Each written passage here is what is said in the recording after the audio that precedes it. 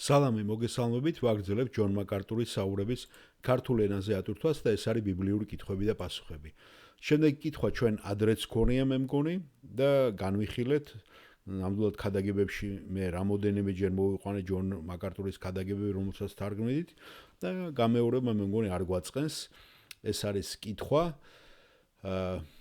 რომელსაც დავითი სვავს. სალამი ჯონ, მოგესალმებით, მე მქვია დავითი და მაქვს შეკითხვა კოლოსელების წერილის პირველი თავიდან.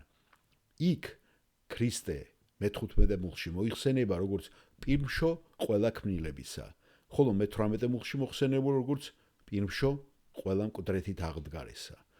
მე მესმის მკვდრეთით პირმშოობა. მაგრამ ვერ ვიგებ რას ნიშნავს პირმშო ყველა ქმნილებისა. მე წავიკითხავ ამ ადგილს იმ მონაკვეთს კოლოსელთა წერილიდან. მადლობდეთ მამას, რომელმაც წმინდათა მემკვიდრეობის მონაწილეობის ღირსი გაგხადა სინათლეში, რადგან მან გვიხსნა სიბნელის ხელმწიფებისაგან და შეგვიყვანა თავისი საყვარელი ძის სამეფოში, რომელშიც გვაქვს გამოსყიდვა და ცოდვების მიტევება.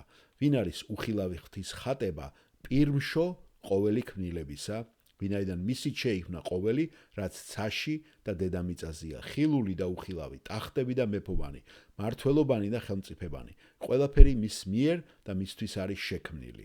ის არის უწინარეს ყოვლისა და ყოველივე მისი დგას. ის არის თავისი სხეულისა, რომელიც ეკლესიაა. ის არის თავი სხეულისა, რომელიც ეკლესია. ის არის დასაბამი პირშო მკვდართაგან, რათა მას კონდეს პირველობა ყველაფერში. ვინაიდან სასურველი იყო მამისათვის, რომ მასში დამკვიდრებულიყო მთელი სისავსე, რათა მისი მეშვეობით შემოერიგებინა ყოველი და მშვიდობა დაემყარებინა მისი ჯვრის სისხლით, დედამიწაზე თუ ზეცაში. თქვენც, ოდესღაც რომ გაუცხოებულნი და გონებით მტრები იყავით თქვენი ბოროტი საქმების გამო, ახლა კი შეგირიგათ თავის ხორციელ სხეულში მისი სიკვდილის მეშვეობით, რათა წარგადგინოთ თქვენ წმინდები, უბიწონი და უბრალონი თავის წინაშე.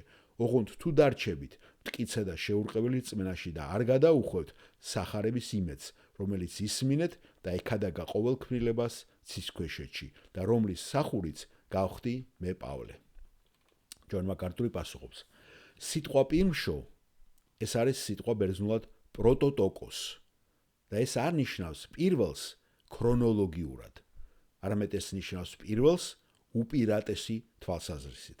ეს ნიშნავს, რომ ყველა იმ ადამიანს, ვიცოდეს მე დაბადებულა შემოქმედებით, მათ შორის ის არის უპირველესი, ყველაზე უპირატესი. გასაგებია და ეს არ ნიშნავს ქრონოლოგიურად რომ გავიგოთ ეს.